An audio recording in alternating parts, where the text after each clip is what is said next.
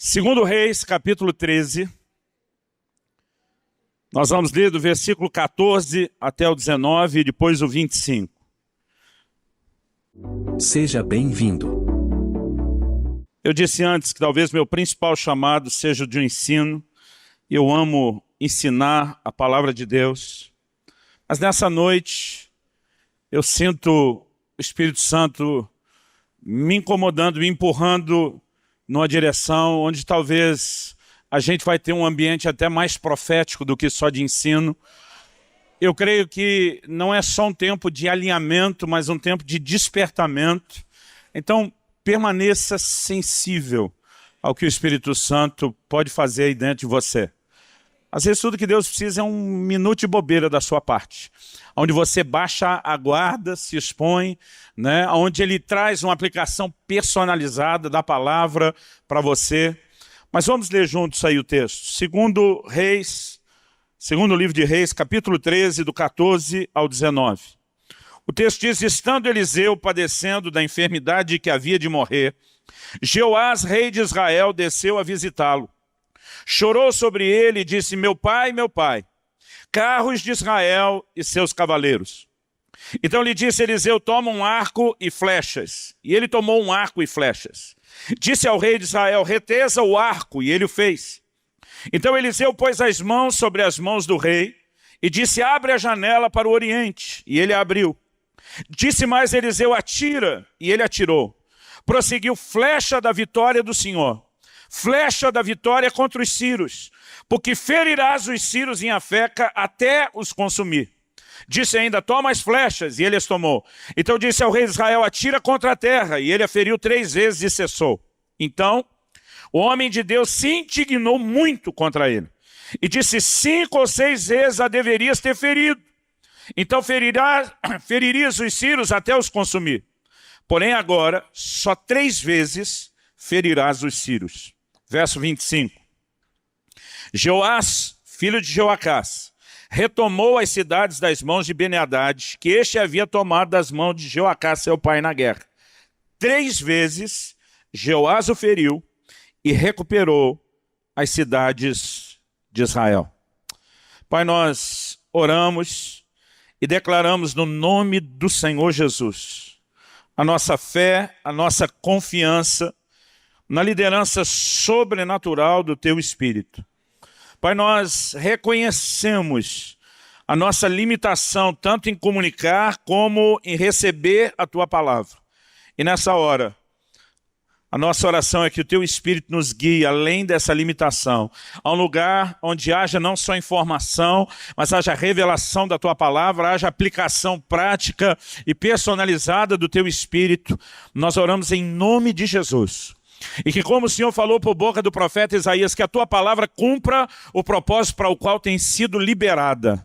Em nome de Jesus e para a glória de Deus. Amém. Amém.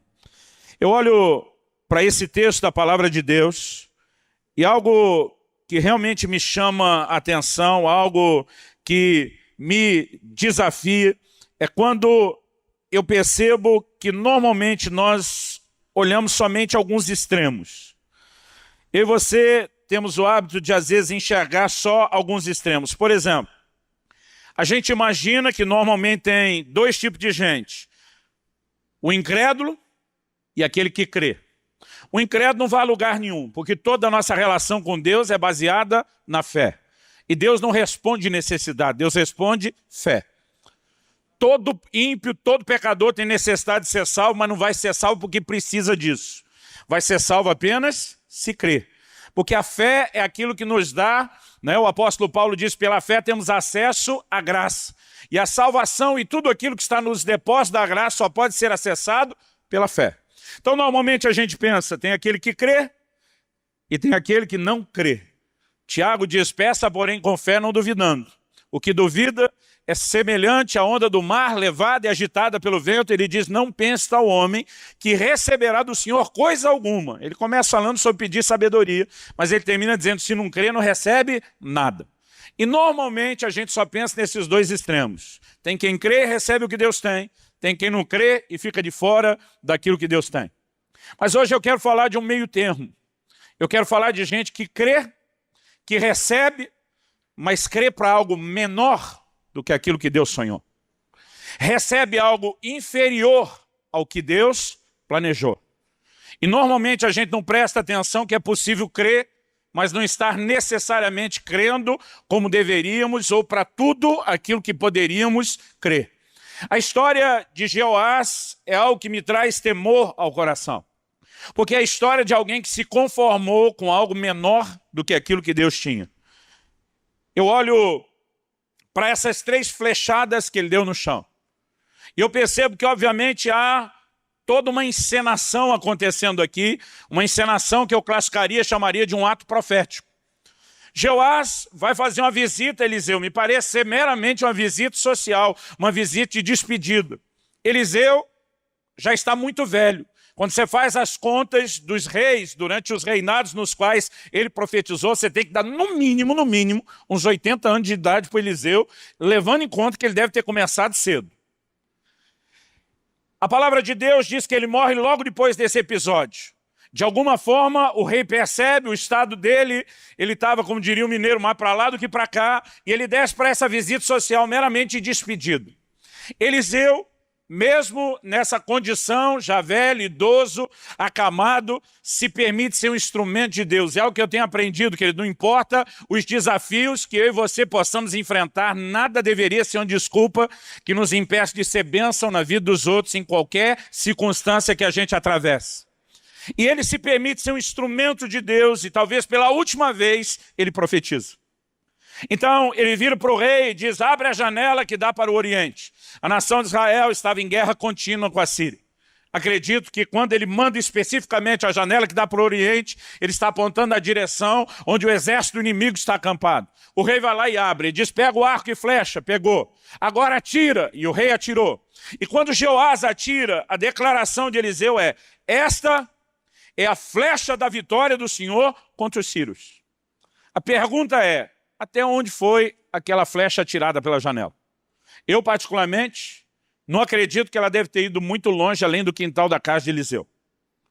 Não adianta a gente dramatizar, nem tentar imaginar que a flecha se transformou num míssil balístico de alta potência, caiu no arraial da Síria, destruiu todo mundo, que literalmente a flecha não fez isso. Quando Eliseu está dizendo essa é a flecha da vitória do Senhor contra os sírios, ele não está falando que a flecha literalmente resolveria isso. Mas ele está falando do que eu quero classificar como um ato profético. Uma encenação de fé debaixo de uma palavra de Deus que comunica ao reino do Espírito uma linguagem que expressa não apenas o que nós cremos, mas cremos porque Deus está falando. E ele lança aquela flecha, é um ato profético, não é literal. Logo depois de lançar a flecha, Eliseu vira para ele e diz, agora fere o chão. Eu não acho que de repente esse homem deixou de acreditar que agora eles saíram de um ato e uma encenação profética para algo literal. Ele sabe que é uma continuação daquilo que começou. Eu não acho que ele pensou, deve ter um filho escondido debaixo da terra, né, infiltrado. Ele entende que é isso. E ele continua fazendo o que Eliseu mandou. A diferença é que Eliseu não disse quantas vezes seria o chão. Eliseu apenas disse, fere o chão. E a Bíblia diz que ele golpeou, outras versões dizem que ele atirou 1, 2 e parou na 3ª. Agora o problema é que Eliseu ficou indignado, não só indignado, minha versão diz ficou muito indignado. O original sugere ira, uma indignação enorme. E ele diz, 5 ou 6 vezes você tinha que ter ferido o chão. Agora é o que ele diz, então, se ferir 5 ou 6 vezes, então os ferir até os consumir. Ele diz, mas agora só vai ferir 3 vezes. Pergunta, quem determina a quantidade de vitórias que você tem? É Deus e a palavra profética que ele liberou? Não. É a atitude que você tem diante da palavra liberada que determina até onde você vai. E nós precisamos entender isso. Eliseu fica indignado. A indignação de Eliseu é um contraste do que nós podemos chamar aqui de 2 perfis. Nós temos em Jeoás o perfil de um conformado. Nós não estamos classificando Jeoás como um incrédulo. Aqui nós temos a história de 2 homens que creem. A diferença é que um crê para coisas muito maiores do que o outro. Nós não estamos falando aqui de um incrédulo e um crente, não, nós estamos falando de dois tipos de crente.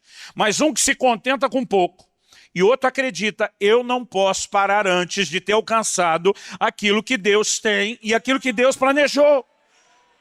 Qual era a palavra? Você vai ferir os sírios em Afeca até os consumir. A palavra profética era, você vai ferir o inimigo até, literalmente, não simbolicamente, acabar com a sua raça. Agora, esse homem, esse rei experiente na guerra, sabe que ganhar 3 batalhas não define o destino permanente de algo que já vinha, era uma história que vinha desenrolando há muito tempo. Agora, com 3 vitórias, ganhando 3 batalhas, mesmo que a guerra não se encerrasse em definitivo, pelo menos ele estaria relativamente tranquilo nos seus dias e na sua geração. E esse homem está contente com algo menor, mesmo que Deus tenha prometido e falado algo maior. A primeira coisa que eu aprendo aqui é que existe uma interação com o profético que nós precisamos aprender a desenvolver. O que é interação com o profético? É quando você entende que, ao falar e prometer, Deus está sinalizando o anseio e a vontade dele, mas isso não significa que você não tenha que fazer absolutamente nada. Gênesis capítulo 18, versículo 19. Deus falando a respeito de Abraão diz, porque eu o escolhi para que eu ordene aos seus filhos e à sua casa depois dele, a fim de que guardem o caminho do Senhor, pratiquem a justiça e o juízo. A Bíblia diz assim, para que o Senhor faça vir sobre Abraão o que tem falado a seu respeito. Deus fez promessa a Abraão? Fez. O Senhor diz, em ti serão benditas todas as nações, todas as famílias da terra. Eu vou começar algo em você, na sua linhagem, no seu povo, que vai transbordar para o mundo inteiro. Abraão não veria o cumprimento disso. Era uma promessa e um plano multigeracional. O Senhor diz, mas, para o que eu falei se cumprir, você tem que se posicionar e dar ordens aos seus filhos, sua casa depois de você, para que geração após geração, progressivamente tudo cresça, a fim de que a palavra que eu te prometi possa se cumprir. Ou seja, Deus está dizendo, eu sinalizei meu plano e a minha vontade, agora você precisa cooperar para que isso aconteça. Isso não é algo só do Velho Testamento, vamos pular de Gênesis lá para a Nova Aliança. 1 Timóteo capítulo 1, verso 18. Paulo diz ao seu discípulo, de acordo com as profecias que foram ditas a teu respeito, combate, firmado nelas, o bom combate. Sabe o que ele está dizendo, Timóteo? Você recebeu palavra profética, não espere sentado. Firmado naquilo que você ouviu, combate o bom combate, faça a sua parte, lute por isso, corra atrás. Há uma interação com o profético que nós precisamos entender. Eu acredito que algumas gerações da igreja brasileira têm empurrado e permitido passar o melhor de Deus por falta de um posicionamento. E eu quero te ajudar a entender algo que eu creio que Deus quer despertar em nós. Uma atitude, um posicionamento diferente do de Jeoás, que diz com 3 está bom. Tem muita gente agindo dessa forma dentro da igreja. Para que lutar por uma solução e uma restauração permanente de Deus no meu casamento? Eu vou empurrar talvez mais uma década. Quem sabe pelo menos até os filhos se criarem. Quem sabe eu protelo o divórcio por um tempo. Tem muita gente tentando achar soluções temporárias e bem menores do que aquilo que Deus sonhou e idealizou em várias áreas. O que eu quero falar hoje não se limita só a ministério. Embora eu creio que uma visão de conquista precise ser formada dentro de cada um de nós. Quando falamos dentro do assunto do reino, eu acredito que muita coisa vai caber dentro dessa visão. Eu olho para esses 2 homens, Jeoás e Eliseu, e eu vejo um contraste. Um é um desses que se conforma com pouco, com algo menor do que Deus sonhou e planejou. O outro, que é o perfil de Eliseu, a gente pode dizer que é o perfil de um inconformado, de alguém que não se contenta com nada menos, com nada menor ou aquém do que aquilo que Deus sonhou e do que aquilo que Deus tem dito que deseja fazer. Desde a minha adolescência, eu sinto de alguma forma Deus despertando esse tipo de coisa no meu coração e no meu espírito. No livro de Juízes, no capítulo 6, a palavra de Deus diz que o anjo do Senhor apareceu a Gideão. Agora, irmão, às vezes a gente lê a Bíblia e eu acredito que a gente tem um envolvimento muito pequeno com aquilo que a gente está lendo. Eu gosto de ler, estudar a Bíblia me colocando lá dentro da história. Imaginar o que é que está acontecendo. Tem gente que imagina, o anjo do Senhor apareceu para Gideão. Ele imagina quase que o vizinho aparecendo na porta dando bom dia. São duas coisas bem diferentes. Como você reagiria se um anjo, e aqui eu estou falando um anjo, artigo indefinido qualquer, aparecesse para você? Irmão, de acordo com vários relatos bíblicos, dá para às vezes tremer nas pernas. Agora a Bíblia diz que foi o anjo do Senhor, que nós chamamos de uma teofania. O anjo aparece e diz, o Senhor é contigo, homem valente. Vai nessa tua força. Liberta Israel da mão dos midianitas. Era no mínimo, como diria o bom pentecostal, para glorificar de pé. O que é que Gideão faz? Gideão retruca o anjo imediatamente. Se o Senhor é conosco, o que é feito das maravilhas que nos contaram nossos pais? Sabe o que é isso, irmão? É o grito e o desabafo de um inconformado. Se o Senhor é conosco, cadê a unção de milagres da geração de Moisés? Se o Senhor é conosco, cadê a unção de conquista da geração de Josué? Se o Senhor é conosco, onde estão as manifestações do sobrenatural? Onde estão as manifestações da sua glória? Por que é que nós estamos vivendo uma vida medíocre e irrelevante como essa? Sabe o que é isso, querido? O grito de um inconformado. Pergunta. Deus escolheu Gideão porque viu nele esse inconformado que queria algo que a nação deixou embora? Ou ele só virou inconformado porque Deus o escolheu? Tem muita gente que acredita que talvez ele ficou inconformado só porque Deus o escolheu. Eu quero te dizer que eu não acredito nisso. Eu acredito que o que atraiu o Senhor para escolher esse homem foi justamente o inconformismo que Deus encontrou nele. Por que eu estou fazendo essa declaração? Segundo livro de Crônicas, no capítulo 16, no verso 9, a Bíblia diz, os olhos do Senhor passam por toda a terra. Sempre que a Bíblia diz dos olhos passando, está falando de Deus procurando algo. É uma linguagem, a gente chama isso de antropomorfismo, que nos ajuda a compreender. Os olhos do Senhor passam por toda a terra, procurando corações que sejam íntegros, inteiros para com Ele, a fim de que Ele possa se mostrar forte para com eles. Deus não vai se mostrar forte para todo mundo. Deus está procurando onde estão aqueles cujo coração é totalmente meu. Porque é quando Ele encontra esses que Ele pode mostrar a sua força. Então, eu não acredito que porque Deus escolheu Gideão, agora ele vira um inconformado. Eu acredito que a sua atitude de inconformismo faz com que Deus ache nele alguém e diz, esse é alguém que pode me ajudar a trazer de volta as manifestações da glória, o sobrenatural. Existe no meu coração um grito, desde a minha adolescência, que encontra eco no de Gideão, o que é feito das maravilhas que nos contaram nossos pais. Eu não aceito, querido. Eu não aceito em absoluto ser parte de uma igreja que se conforma a viver sem as manifestações do sobrenatural ou da glória de Deus. Agora, nós precisamos ter uma atitude correta se queremos experimentar o que Deus tem. Enquanto o conformismo faz com que alguns se estacionem no lugar inferior ao que Deus tem, como vimos em Joás, o inconformismo vai nos levar a experimentar aquilo que Deus sonhou.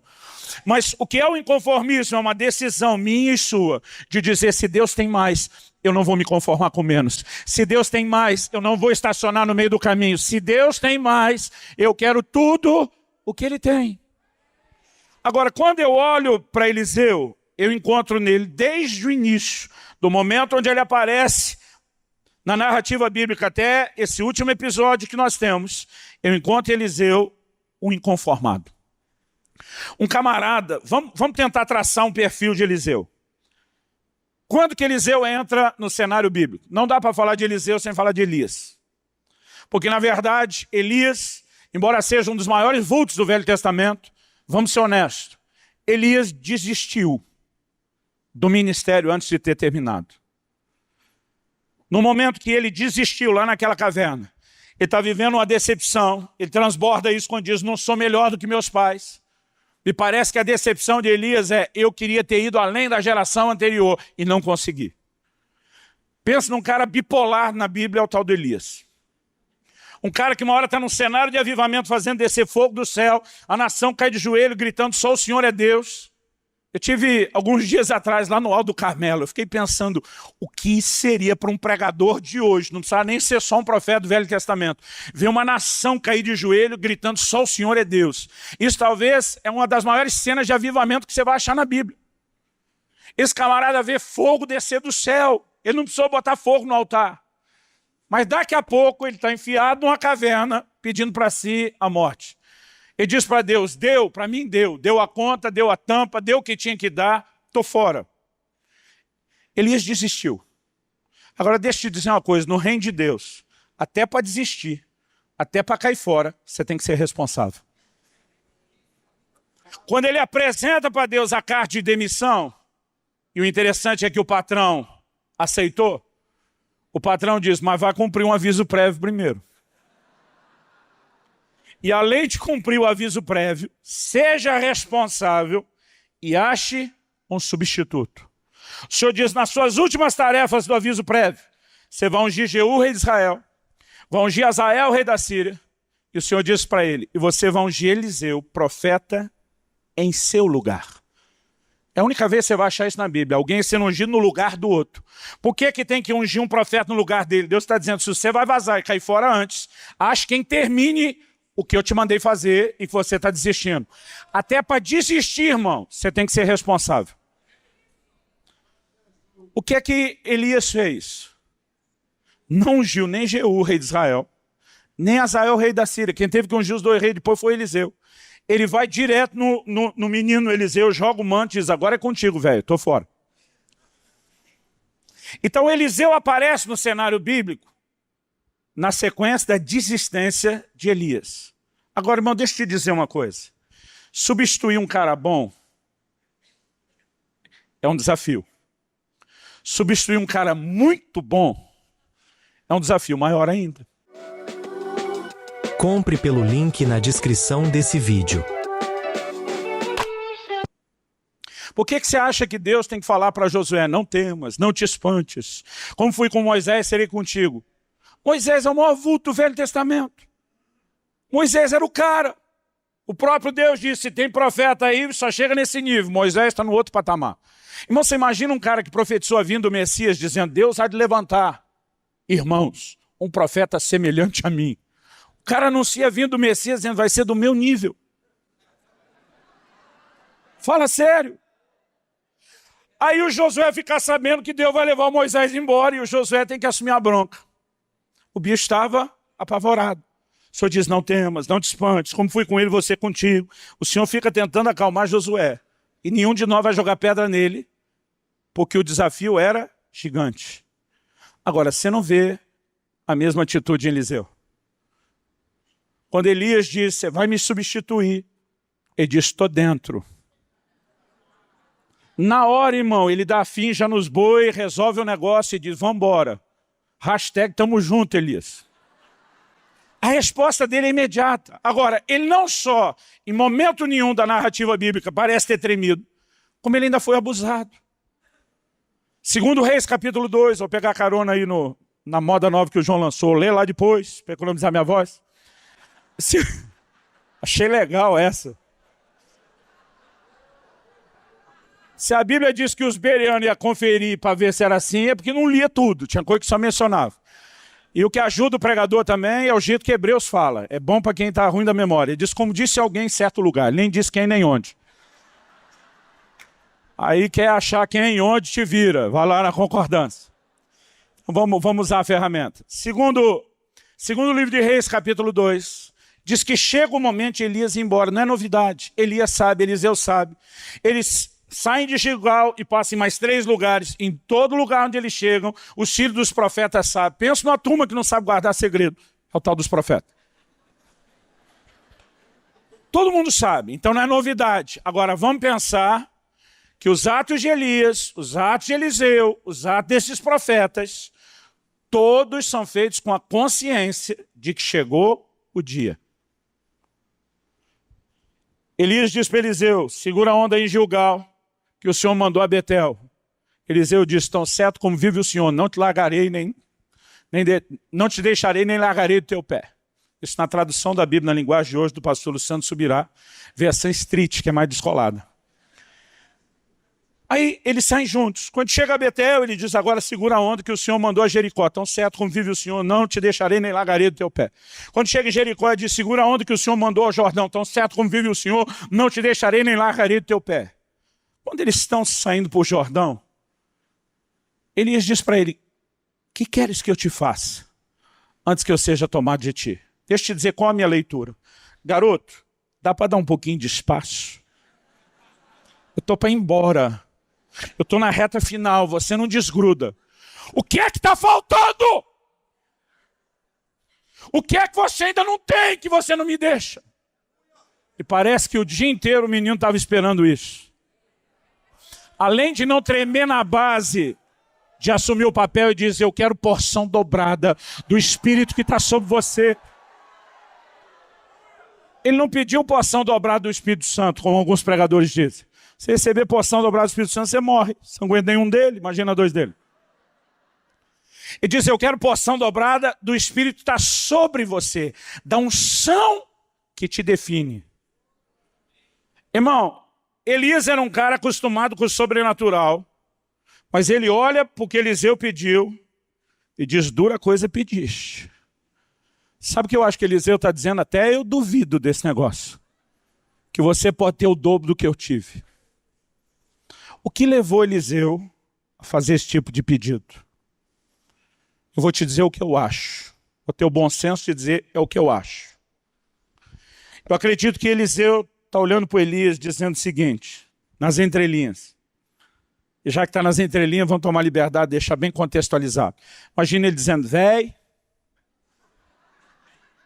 se você decidiu vazar e pediu a conta para o patrão, e o patrão acabou aceitando, embora se sujeitou a um aviso prévio e todo um processo, o problema é de vocês.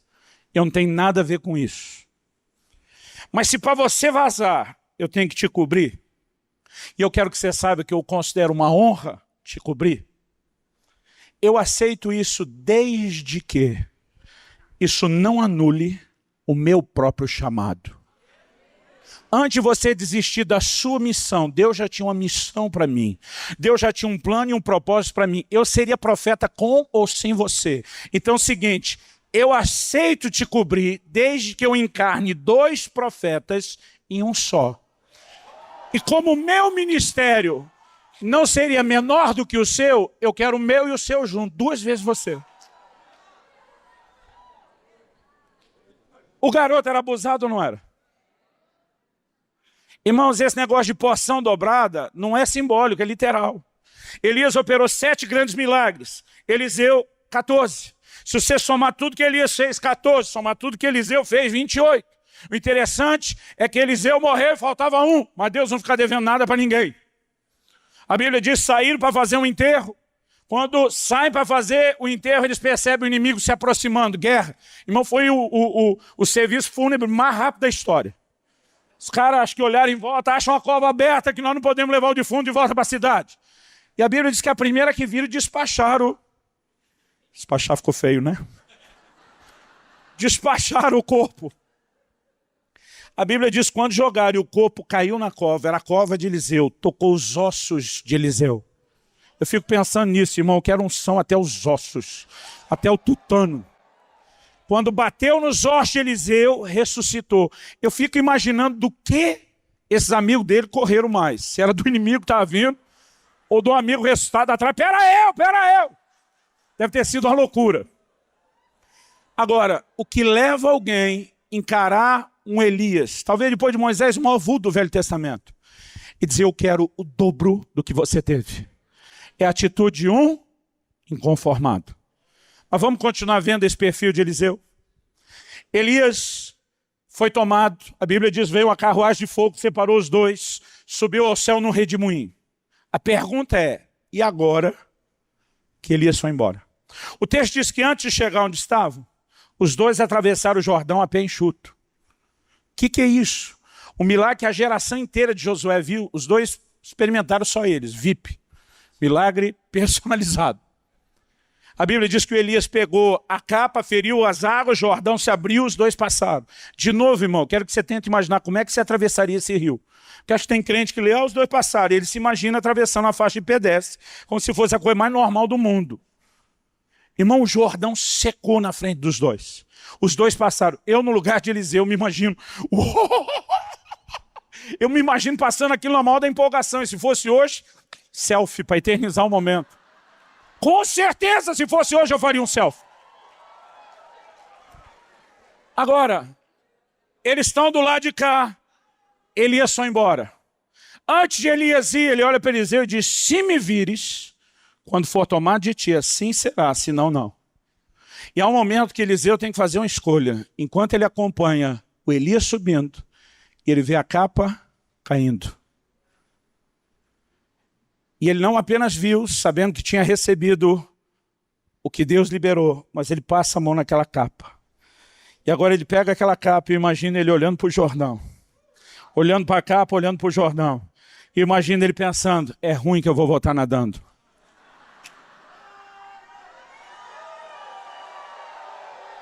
É ruim que eu vou voltar nadando. Sabe o que ele está dizendo? Eu vi o sobrenatural. Eu não volto por vias naturais. Esse cara me ensina algo do nível de intervenção, de mover, que eu já vi da parte de Deus. É daqui para mais, não é daqui para menos. É daqui para frente, não é daqui para trás. Agora, olha que interessante, ele pega essa capa, ele vem e ele fere o Jordão. E quando ele fere o Jordão, a Bíblia diz que ele deu um grito, ele bradou. Qual foi o brado dele? Onde está o Deus de Elias? Ele não pergunta onde está Elias, porque ele sabe que Elias foi e não volta mais. Deixa eu te explicar algo. Nós precisamos entender que moveres são cíclicos. E ciclos começam e ciclos terminam. Só que tem gente que não sabe lidar com o fim de um ciclo. Tem gente que vive na saudade de avivamentos e de moveres passados. Irmão, eu ando por esse Brasil e quando falo de avivamento eu vejo todo tipo de reação. De vez em quando eu encontro gente que pegou o que nós chamamos do movimento de renovação espiritual. Principalmente a década de 70, isso foi mais forte que 60. Irmão, o Espírito de Deus varreu a nossa nação, visitou a nossa nação de uma forma assim, foi sem precedentes. E muita gente viva ainda lembra desse mover. E de vez em quando eu encontro uma dessas turmas de cabelo branco, e quando eles falam do assunto, eles choram. Mas choram, e eu vejo alguns chorar como quem está enterrando um morto. O coração deles está lá na década de 70. E parece que não entenderam que um ciclo fechou. Irmão, de tempo em tempo, os ciclos de manifestações mudam. Quem já era crente na década de 80 lembra, Deus começou a mudar a nossa adoração. Não estou falando só da liturgia, como diriam alguns, da inologia, como diriam outros. Irmão, você podia ir numa igreja simplesinho, que os músicos eram ruins. E eu posso falar porque eu sou parte do sindicato. Não adianta dizer que sou bom, sou ruim. Se eu cantar, você vai embora, você não aguenta ficar aqui. Eu já fui em muita igreja dessa que eu pensava, como é que ele consegue ser pior que eu? Mas ainda assim, apesar do ambiente musical nos seus melhores, quem viveu a década de 80 sabe o que eu estou falando. Havia uma glória que parece que dava para pegar com a mão. Na hora que nós começávamos a adorar, foi algo singular. Ninguém explica o que aconteceu na década de 80. Aí veio a década de 90. Irmão, esse mover de 90 eu já nadei de braçada. Sinais, prodígios, milagres, maravilhas. Isso varreu a nossa nação de ponta a ponta. Mas deixa eu te dizer uma coisa, os moveres são cíclicos. O problema é que alguns de nós não sabemos lidar com o encerramento de alguns ciclos. Ou nós interpretamos que Deus parou junto com o ciclo. Os ciclos podem alternar, o estilo do mover pode mudar, mas deixa eu te dizer uma coisa, o Deus que produz os moveres cíclicos não mudou, não foi embora. O que Eliseu está dizendo? Elias foi embora e não volta mais. Mas o Deus de Elias não foi embora com ele. O Deus de Elias ficou. E essa é uma diferença chave, porque logo que ele fere as águas do Jordão e passa, o filho dos profetas estava do outro lado, corre para ele. Corre para ele pedindo o quê? Deixa a gente procurar o corpo de Elias. Por que os caras querem procurar o corpo? Tem que ter velório, tem que ter choro, tem que estar lamento. Não dá para chegar no fim de um ciclo desse e não ficar lamentando que o ciclo acabou. Irmão, você precisa entender, na nossa cultura o velório não é uma coisa tão forte. A gente no máximo 24 horas tem que enterrar o defunto. Há culturas, até hoje em vários países da África, pode levar meses antes que alguém seja definitivamente enterrado. Esse luto era super valorizado na cultura. Os caras chegam para Eliseu e dizem, deixa a gente procurar o corpo. Ele esquece disso, deixa a gente achar o corpo. Esquece, eles insistem, Eliseu diz, vai. Mas aquele vai, tipo a mulher, que é casado sabe. Que o marido, quando ouve a mulher, é só para no fim dizer, eu não falei, eu não disse. Aí diz, vai, depois de 3 dias os caras voltam e dizem, não achamos nada. Aí Eliseu faz o quê? O papel da esposa. Eu não disse. Agora, por que eles querem o corpo? Tem que ficar chorando, mover que terminou. Eu creio que Eliseu respeitosamente está dizendo, Senhor, eu sou grato por Elias, pelo depósito, pelo investimento, mas já foi se mover. Agora é o seguinte, você não foi embora com Elias, você ficou, novos moveres virão, novos ciclos começarão, coisas maiores irão acontecer. E é essa perspectiva, irmão, isso em vários momentos vai acontecer na Bíblia.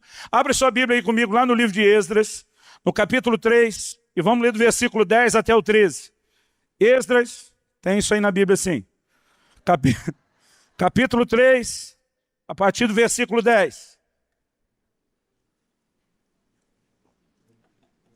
No período do pós-exílio de Babilônia, quando os judeus voltam, eles reconstroem Jerusalém, reconstroem os muros, como você vê nos dias de Neemias, mas nos dias de Esdras, o foco era a edificação do templo. E agora o templo foi restaurado. E finalmente foi concluído. E chegou o dia de fazer uma festa. Eles estão recomeçando o trabalho todo. E a Bíblia diz no versículo 10. Quando os edificadores lançaram os alicerces do templo do Senhor, apresentaram-se os sacerdotes paramentados e com trombetas, e os levitas, filhos de Asaf, com símbolos para louvarem o Senhor, segundo as determinações de Davi, rei de Israel. Cantavam alternadamente louvando e rendendo graça ao Senhor com essas palavras, Ele é bom, porque a sua misericórdia dura para sempre sobre Israel. E todo o povo jubilou com altas vozes, louvando ao Senhor por se terem lançado os alicerces da sua casa. Eles dizem, nós estamos vivendo um recomeço. A palavra de Deus diz que quando os babilônios vieram destruir o templo de Salomão, e agora, ouvindo os profetas Ageu, Zacarias, Malaquias, o povo diz, nós vamos reconstruir. O texto diz o seguinte, verso 12, porém, muitos dos sacerdotes e levitas e cabeças de famílias já idosos, observe isso, já idosos, que viram a primeira casa chorar em alta voz, quando à sua vista foram lançados os alicerces dessa casa. Muitos, no entanto, levantaram as vozes com gritos de alegria, de maneira que não se podiam discernir as vozes de alegria das vozes de choro do povo, pois o povo jubilava com tão grandes gritos que as vozes se ouviam de muito longe. Irmão, era muito barulho, muito júbilo, se ouvia de longe, mas não dava para distinguir a voz do choro da de júbilo. Então, a voz de choro também era barulhenta. Quem que estava chorando? Os velhos. Por que eles estão chorando? A Bíblia diz, porque eles viram a primeira casa. Eles conheceram o suntuoso e glorioso templo de Salomão. Agora estão olhando para o começo de algo novo que Deus está dizendo, e consciente ou inconsciente, eles estão dizendo, é nunca que essa nova casa ou esse novo templo vai ser do mesmo nível daquele que nós tínhamos. Agora, o que os jovens estão fazendo? Eles estão jubilando. Os não tão idosos, porque a maioria nasceu e cresceu no cativeiro. Eles agora voltaram para Jerusalém, eles estão vendo as primeiras perspectivas e sinais de restauração e de um mover novo. E eles começam a celebrar, Deus está fazendo algo novo, nós vamos viver um pouco daquilo que os antigos falavam. Enquanto eles estão empolgados, tem uma outra voz concorrendo com o júbilo deles, que é uma voz de choro. É a voz de uma geração que basicamente está dizendo para outros, vocês nunca vão ter o que nós tivemos. É para esses velhos que Deus levanta Ageu, capítulo 2, versículo 9, para dizer, ei, a glória da última casa será maior do que a primeira. Sabe o que Deus estava dizendo? Para de chorar, para de desanimar a próxima geração, para de viver com saudade do passado e de um ciclo que terminou. Há coisas maiores para acontecer.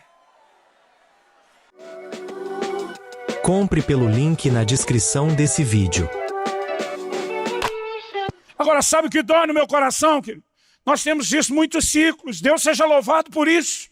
Mas nós precisamos olhar para a próxima geração e dizer, vocês vão mais longe, há uma glória maior, vocês vão experimentar coisas maiores. E nós precisamos usar tudo que Deus nos deu, tudo que nós vivenciamos e depositar neles não só a esperança, mas a fé e a certeza. Há algo maior vai acontecer. Deus tem lançado palavras sobre a nossa nação. Nós ainda seremos um celeiro de missões para o mundo inteiro. Nós ainda veremos a glória de Deus em níveis maiores. Deixa eu te dizer, está na hora de não só acreditarmos, mas interagirmos com as palavras proféticas com a atitude correta. Eu fico olhando para Eliseu e eu percebo quanto a atitude dele o tempo todo reflete alguém que anseia mais, alguém que não se conforma com menos. Deixa eu te dizer uma coisa, em 2 Reis, no capítulo 4, um dos milagres operados por Eliseu me ensina o quanto eu e você precisamos defender essa postura e essa posição. Estamos tentando traçar esse perfil de Eliseu como inconformado. 2 Reis, capítulo 4, diz que uma mulher, viúva de um dos filhos dos profetas, procura Eliseu. Ela diz, teu servo morreu. Não deixou seguro de vida, não deixou previdência, nem a privada, nem a falida, não deixou dinheiro guardado, deixou foi uma dívida. E agora os credores estão aí querendo levar meus filhos como escravos. O que essa mulher veio buscar? Não foi consultoria financeira. Ela vem atrás de uma intervenção. E aí Eliseu diz para ela, o que é que você tem na sua casa? Eu gosto da ideia de que o milagre de Deus começa a partir daquilo que a gente já tem. Irmão, pode até parecer humildade. Eu acho que está mais para incredulidade. Tua serva não tem nada, não sei, um pouco de azeite na botija. Irmão, não menospreze aquilo que Deus te deu. Sabe o que Jesus precisa para alimentar uma multidão? Não são 5 pães e 2 peixinhos. São gente que acredite que ao entregar isso nas mãos dele, ele dá conta do recado. Nós precisamos acreditar que coisas extraordinárias podem começar daquilo que parece pouco que a gente tem. O que você tem em casa? Ele diz, é um bom começo. Tem hora que tem que fazer que nem o anjo fez com Zacarias. Fala a pessoa fechar a boca para não falar bobagem, não atrapalhar o processo. É um bom começo, vamos daí. Aí ele disse, você vai fazer o seguinte, procura as tuas amigas, as tuas vizinhas e peça vasilhas emprestadas. Agora olha o que ele diz, vasilhas vazias, porque vazias não adianta pegar pela metade ou semi-cheia, quase cheia, porque senão vai caber pouca coisa. Vasilhas vazias, não poucas. Diga comigo, não poucas. Fala para o vizinho ao seu lado, fala não poucas. Por que não poucas, querido? Porque se você trouxer pouca vasilha, a multiplicação de azeite será do tamanho da quantidade de vasilhas que você trouxe. Porque assim como as 3 flechadas de Joás, quem determina a dimensão do que Deus vai fazer não é ele, é você, contanto que você decide acreditar. Junta a vasilha, mulher. Imagina a mulher falando para os filhos, bora caçar vasilha. Isso me ensina outra coisa. Mantenha as portas de relacionamento abertas e não fechadas. Tem crente hoje, se recebesse uma ordem dessa, estava lascado. Ia conseguir 2 ou 3 vasilhas. Eu não estou falando de relacionar por interesse, não, querido. Eu estou dizendo que Deus usa relacionamentos, ponto final. Ela vem com as vasilhas e ela vai cumprir outra determinação que ele deu. Fecha a porta sobre ti e os teus filhos. Irmão, eu amo ambientes proféticos. Eu amo conferências onde o fogo pega. Mas deixa eu te dizer, as maiores intervenções de Deus na minha vida não foram geradas nesse ambiente, foram geradas no secreto. Há um grito do coração de Deus para que a gente volte a respeitar a sua presença. Eu estava falando para o pastor João no intervalo depois da palavra dele. Eu acredito que se entendemos esse respeito e devoção a essa presença, nós vamos pegar uma das maiores chaves que a igreja pode ter para entrar no lugar que Deus quer que a gente entre. Diz, fecha a porta sobre você e os seus filhos. Por que eu estou dando cada um desses detalhes? Porque todos eles são simbólicos. Além da Bíblia dizer em Romanos 15:4 que tudo quanto foi escrito para nosso ensino foi escrito, Paulo diz aos Coríntios, essas coisas lhes aconteciam, falando de Israel, e foram escritos para a advertência nossa de quem são chegados os fins dos tempos. Deus não queria que eu e você apenas soubéssemos o que aconteceu com essa viúva, ou como Deus usou Eliseu. Deus queria nos ensinar através disso que aconteceu. Então, se tudo isso é parte de um ensino, eu quero que você pense agora nesse aspecto. Eliseu diz para a mulher, você vai chegar diante da primeira vasilha, eram muitas vasilhas. Você vai pegar a sua vasilha com azeite e vai começar a derramar sobre ela. Vai derramando, derramando, derramando. Se a vasilha dela tinha pouco, não adiantava jogar para outra. Mas Eliseu está sinalizando, pega esse monte de vasilha porque Deus vai multiplicar o azeite que você tem. Então pega a primeira, vai derramando, derramando, derramando. Quando encher, pega a vasilha e põe à parte. Eu ficava lendo esse texto e dizia, sério, Eliseu, que você falou isso para a mulher mesmo? Sério que você diz para ela que quando estiver cheio tem que parar? Eu ficava pensando, será que Eliseu achou que essa mulher sofreu um retardo mental? E que se ele não explica, ó, quando encheu para derramar, e ela ficar o resto do dia derramando, e o azeite transbordando e enchendo o chão da sala da casa. Um dia eu estava lendo a Bíblia, e eu falei para Deus, desnecessário esse detalhe. Qualquer pessoa com um pouco de juízo sabe que a hora que encheu é a hora de parar. O Espírito Santo falou comigo, a menos que esse detalhe sinalize algo que você ainda não percebeu. Revelação é algo difícil de explicar, irmão, em fração de segundos. Você entende coisas que às vezes com horas você não consegue explicar. Mas deixa eu te dizer o que em fração de segundos eu entendi. O que Deus decidiu fazer na vida dessa mulher não era um grande milagre. Era uma sucessão de vários milagres. Cada vasilha era um novo milagre. Eliseu está dizendo a essa mulher, quando Deus tiver feito o primeiro milagre, não apenas derramar aqui para derramar lá. Tira essa vasilha da sua frente e põe para trás. Sabe o que ele está dizendo? Que eu e você precisamos aprender onde vamos colocar os olhos. Tem crente que depois da primeira vasilha cheia, que ele ia continuar o que tinha na anterior e viu a outra cheia, e mostra que a festa terminava ali mesmo. Porque ele ia empolgar tanto, era tanto glória a Deus, aleluia, que eu não sei nem se ele ia continuar. Imagino que uns crentes agachavam, abraçavam aquilo, meu Deus, aleluia, funcionou, milagre, milagre. Imagina os vizinhos chegando, o que foi? Milagre, deixa eu ver não chegar perto. E a vasilha do milagre, aquilo ia virar um troféu. Não ia nem vender para pagar dívida. Agora, sabe qual é o problema de quem trata aquilo como um troféu? Ele está dizendo, nunca vai acontecer outra dessa. Ele está dizendo, vamos aproveitar que deu certo, porque a gente não sabe se vai rolar outra. E quando eu e você nos agarramos a determinadas coisas que Deus fez, como se não fosse acontecer mais, Ele não pode continuar fazendo. Quando o apóstolo Paulo diz, esquecendo-me das coisas que para trás ficam, a maioria de nós só pensa em deixar para trás coisa ruim. Mas deixa eu te dizer uma coisa, está na hora de você deixar para trás algumas coisas boas, se você quer entrar no melhor que Deus tem para você. Porque alguns de nós entramos num nível de contentamento com coisas boas e Deus tem muito mais para fazer. Ele está dizendo, pega essa vasilha e põe para trás.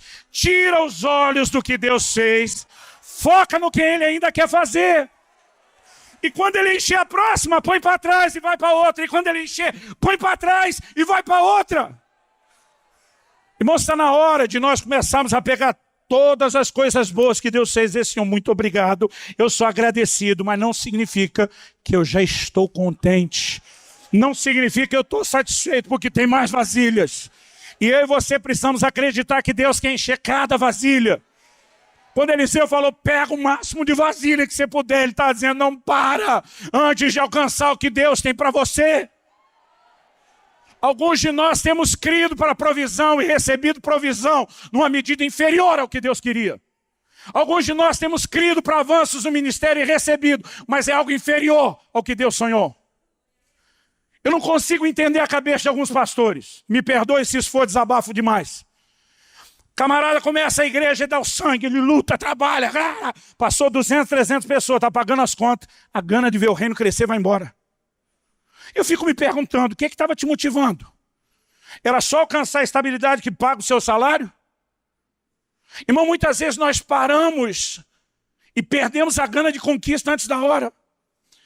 Josué capítulo 13, verso 1, Deus diz para Josué: ei, ainda há muita terra para conquistar. Às vezes eu li esse negócio e me batia até uma revolta. Eu dizia: sujeitinho exigente o Senhor, hein, Deus? O cara venceu 31 reis. O cara fez um estrago. Israel nunca tinha nem entrado na terra de Canaã. Ficou um pouco de gente aí, mas e o resto? E tudo que esse homem fez não merece um crédito. Parece que o Senhor está reclamando, que nunca está bom. Não, querido, não é um Deus exigente que quer te oprimir. É um Deus desesperado quando vê que eu e você estamos parando abaixo do que Ele planejou, quando eu e você estamos estacionando aquém de algo muito maior que Ele tem para nós.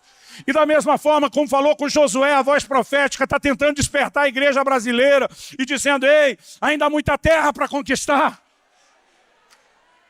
Irmão, quem está no evangelho há mais tempo sabe, nós crescemos, nós avançamos. Teve uma época que a gente era um punhado de crente desprezado pela sociedade.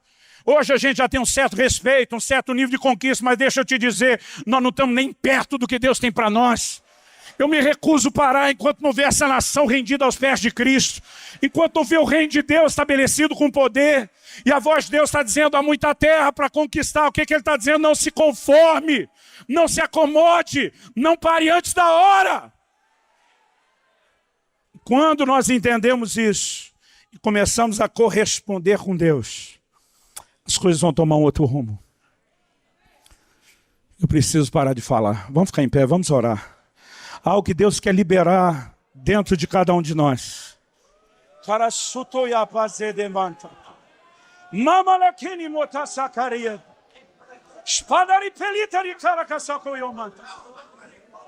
Espírito Santo, vem sobre nós. Abre os nossos olhos. Desperta-nos pela Tua palavra. Desperta em nós a fé que vem por ouvir a Tua palavra. Nós não queremos nos conformar com apenas 3 batalhas vencidas. Quando o Senhor está dizendo: ferirás os ciros em Afeca até os consumir. E nem queremos ouvir a sentença profética que Joás ouviu de Eliseu: então os feririas até os consumir. Mas agora só ferirás 3 vezes. Perdoa-nos, Senhor. Perdoa-nos por nos contentar com tão menos, com algo tão menor do que aquilo que o Senhor sonhou e disponibilizou. Nós não queremos ter as características de um Joás, de alguém que crê, mas crê para pouco, de alguém que conquista, mas conquista pouco. Nós não queremos jogar nesse time. Nós queremos jogar no time de Eliseu, no time de Gideão. E a nossa alma grita o que é feito das maravilhas que nos contaram nossos pais. Chacoalhe a nossa nação. Cumpra na plenitude as palavras que têm sido liberadas sobre a tua igreja aqui. Sopra, Espírito Santo. Desperta corações. Que haja em nós esse santo inconformismo, que é o anseio de um coração programado para ver mais, programado pelo próprio Criador para não se satisfazer com nada menos do que o sobrenatural, do que a plenitude de Deus. Que venham os dias de uma glória maior.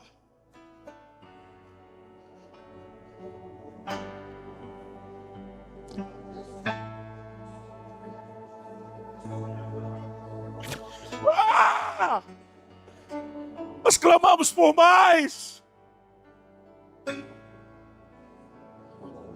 Clamamos que o nosso coração seja incendiado pelo Senhor para sonhar os teus sonhos. Nós te somos gratos por tudo que a igreja brasileira já viu. Mas nós sabemos que a glória da última casa será maior. Sabemos que o Senhor se move para frente e não para trás.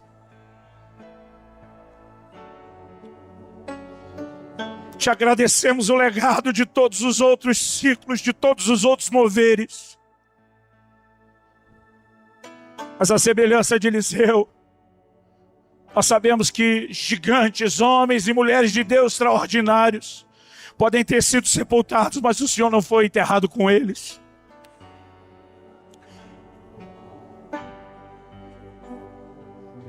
E nós cremos por dias de glória, por dias de grande avanço e conquista na tua igreja.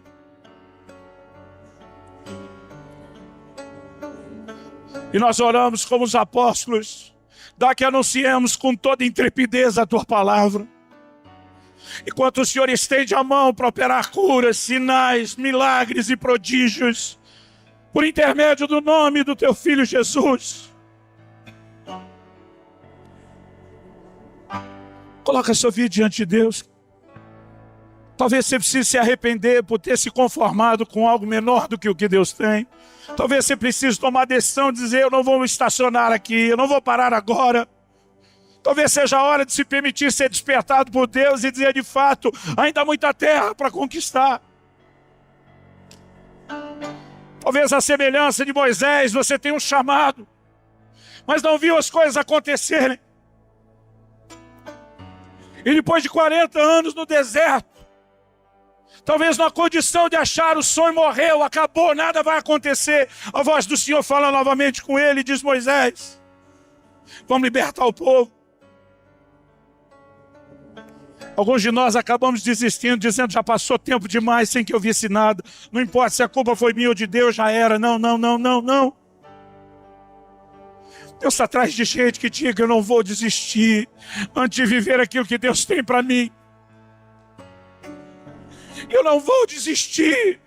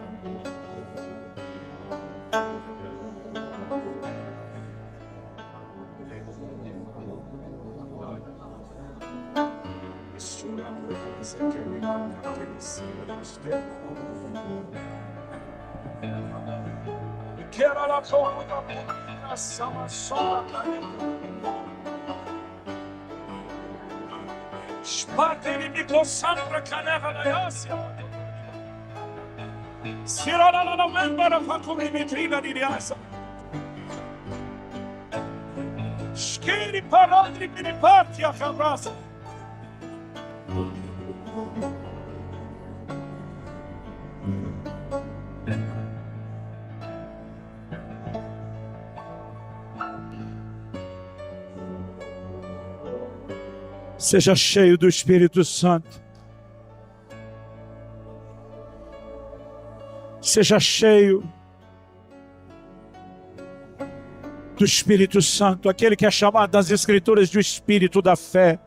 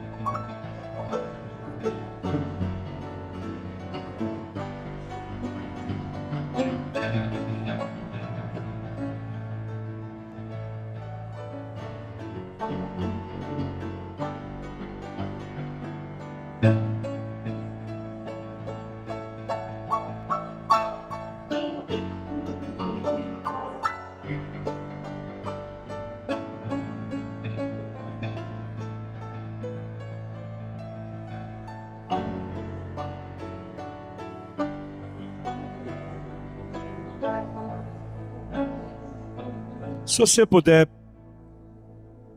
pegue na mão do vizinho ao seu lado. Vamos fechar os corredores. Gostaria que nós levantássemos um clamor pela nossa nação, pela igreja brasileira. Irmão, me ouça com atenção. O Brasil ainda verá uma manifestação da glória de Deus como nunca viu. Deus fará coisas extraordinárias na nossa nação. Eu não estou limitando o que Ele vai fazer só aqui. É nossa responsabilidade crer para aqui e transbordar isso depois. Anos atrás, quando a economia brasileira ia bem, de vento em popa, tinha muito pastor dizendo: nós vamos evangelizar o mundo. Pastor, a economia balançar, parece que a visão diminuiu, o propósito de Deus deve ter mudado. Algo que nós precisamos entender, querido, é quando nós temos um propósito, nós seguimos na direção dele, e as circunstâncias não mudam o propósito. A Bíblia diz que Paulo e Silas estavam indo a um lugar de oração em Filipos. Quando tem o episódio da mulher com o espírito de adivinhação, eles expulsam o demônio. Os senhores da mulher não gostaram do que aconteceu, mandam prender os caras. O que é que eles estavam indo fazer antes de ser presos? Estavam indo para um lugar de oração. A circunstância mudou. Foram presos, foram açoitados, estão pendurados no tronco. Mas o propósito não. A Bíblia diz lá pela meia-noite, Paulo e Silas oravam e cantavam louvores. É como se eles dissessem: nós não podemos ir no lugar de oração, o lugar de oração vem. A gente muda o lugar, mas o propósito não muda. As circunstâncias podem mudar, mas o propósito não muda. Irmão, Deus não prometeu usar o Brasil para espalhar o fogo às nações só se a economia estivesse boa. Nós não dependemos do governo, não dependemos da economia. Nós somos movidos pelos céus, por recursos sobrenaturais. Deus pode sarar a nação e a economia sim, mas nós não dependemos disso para viver o que Ele tem. Então eu quero que você clame a Deus com tudo que tiver dentro de você. Que venham dias de despertamento. Para que a igreja se levante e junto com ela, tanto a velha como a nova geração se unam em concordância com algo. Deus fará coisas maiores e nós não vamos impedir. Deus fará coisas maiores e nós vamos crer e cooperar com Ele. Pai, nós clamamos pelo cumprimento pleno das Tuas promessas. Clamamos por despertamento, desde o mais novo até o mais velho, do menor até o maior. Encharca o coração da nossa igreja com uma nova visão, com uma nova mentalidade, com uma nova atitude de fé. Que a palavra profética ecoe e desperte os corações. E que venham as manifestações maiores. E que venham as manifestações maiores.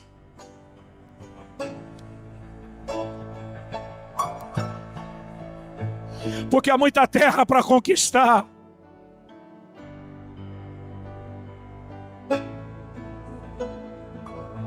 Nós cremos e como igreja nos unimos e clamamos que a história que o Senhor predeterminou no seu conselho para essa igreja seja escrita de acordo com aquilo que o Senhor tem dito. Nós clamamos em nome de Jesus. Em nome de Jesus.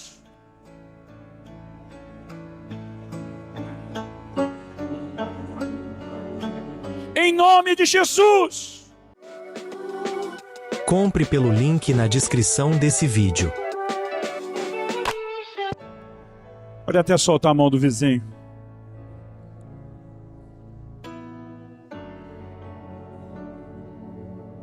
No final de 2016, saiu uma matéria de capa na revista Veja.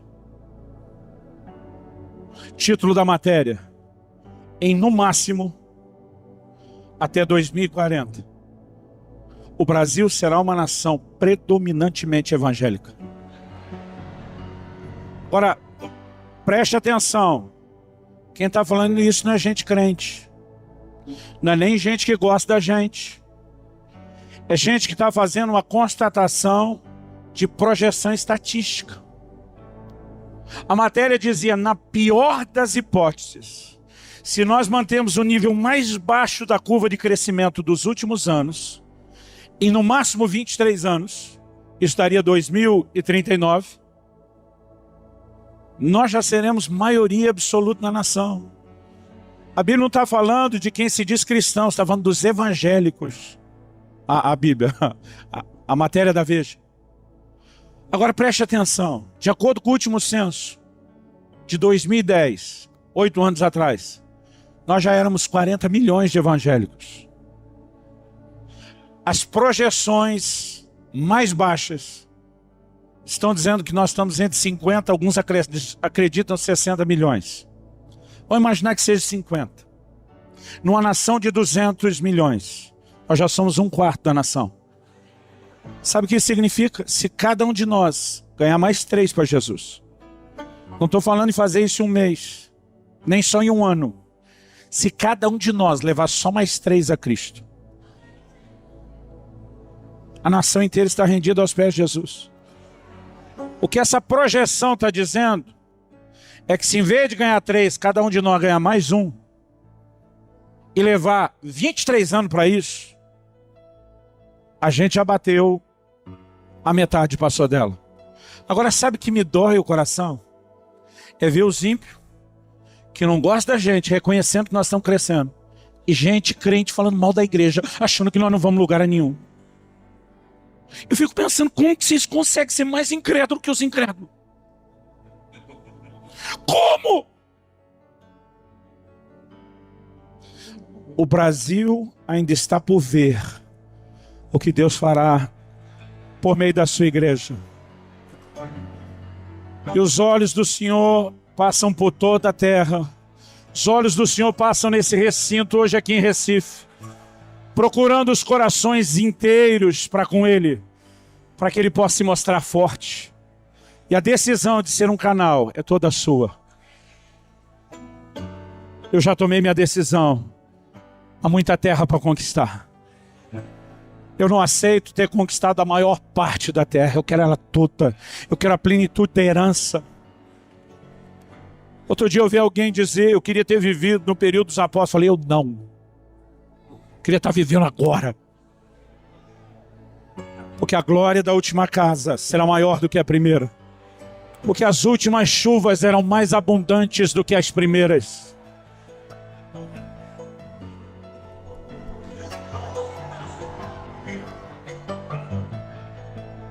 Fala para alguém perto de você, há uma glória maior chegando. Aleluia! Aleluia! Clique e veja mais vídeos como esse.